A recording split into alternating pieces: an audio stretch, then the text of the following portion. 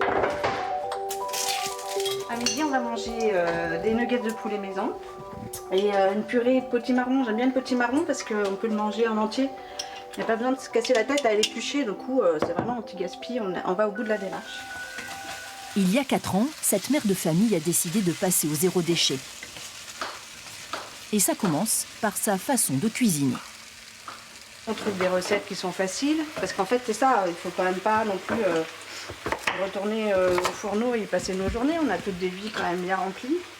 Et donc c'est trouver des recettes faciles, rapides, où on prend quand même du plaisir parce que c'est chouette de cuisiner. Ça me fait pas peur d'en faire un peu plus parce que je sais que ce sera à manger soit un soir en reste, si j'ai plusieurs restes, on fait un repas à reste et comme ça, ça me fait un soir où j'ai pas de cuisine à faire. Dans le réfrigérateur, aucun plat préparé, tout est fait maison. J'ai quasiment plus beaucoup d'emballage. Par exemple, le fromage blanc, je l'ai acheté en vrac. Et dans la poubelle de la cuisine, le drame du Covid, les masques jetables. Mais il y a plus de, vu que vous gaspillez plus d'aliments, il y en a quasiment plus dans votre poubelle. Ah non, dans la poubelle, j'ai pas d'aliments. J'ai plus d'aliments. Une poubelle par mois contre 2 par semaine auparavant. Et pas de nourriture jetée. Les épluchures de légumes et de fruits finissent dans le compost. Au début, dans la démarche, je ne savais même pas ce que c'était que du compost. Donc, j'aurais pas imaginé faire ça. Mais franchement, ça me prend 2 secondes. C'est pas très compliqué. Les poubelles sentent vachement moins mauvais. Donc, du coup, c'est quand même plus sympa de venir jeter les biodéchets là. On sait que c'est revalorisé, ça retourne à la nature. Donc, ça, c'est vraiment pas contraignant. Merci. La reine du zéro déchet. Son engagement a changé la vie de toute la famille.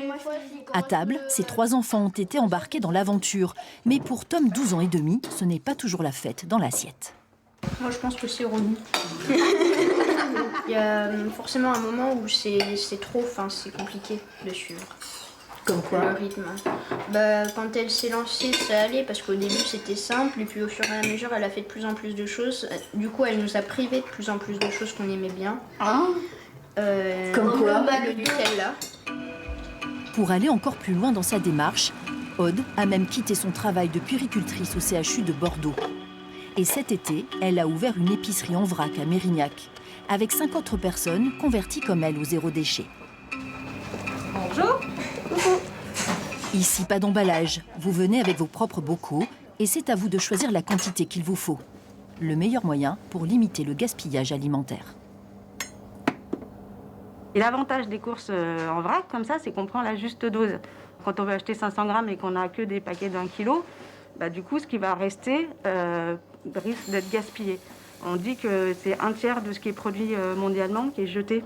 Donc c'est énorme, donc je pense qu'on a tous une responsabilité vis-à-vis du gaspillage. Tu viens en caisse au départ, on te met une petite étiquette qui passe à la machine. Donc une fois que ton pot est arrivé, après tu n'as plus qu'à venir te servir. C'est vraiment la première fois que tu viens, il faut faire la démarche. D'accord.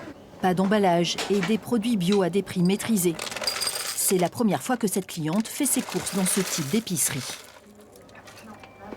C'est discuter avec mon entourage qui s'y met aussi, c'est une conscience écologique aussi, c'est la lecture d'un livre qui a été très importante pour moi, qui est un livre sur le zéro déchet accessible à tout le monde et qui permet de déculpabiliser sur le sujet, mais de trouver comment s'y mettre progressivement et voilà. Et une mozza, voilà. Ah, une mozza aussi. Ouais. Les gens sont vraiment preneurs, ils viennent, ils ont envie aussi de se lancer, ils ont envie d'avoir des recettes, d'avoir des conseils, de l'aide en fait, on le sent vraiment. Et ils sont contents de trouver ça ici aussi, de pouvoir justement avoir de l'aide pour se lancer. On sent vraiment quand même qu'il y a une dynamique, c'est pas finalement nous qui les poussons, c'est eux vraiment qui viennent vers nous. Hein. Donc voilà, on sent ça prend bien. Au passage en caisse, moins de gaspillage d'argent également. Selon des chiffres récents, nous jetons 20 kilos de nourriture par personne et par an, dont 7 kilos de produits non déballés, soit une centaine d'euros qui partent à la poubelle par la même occasion.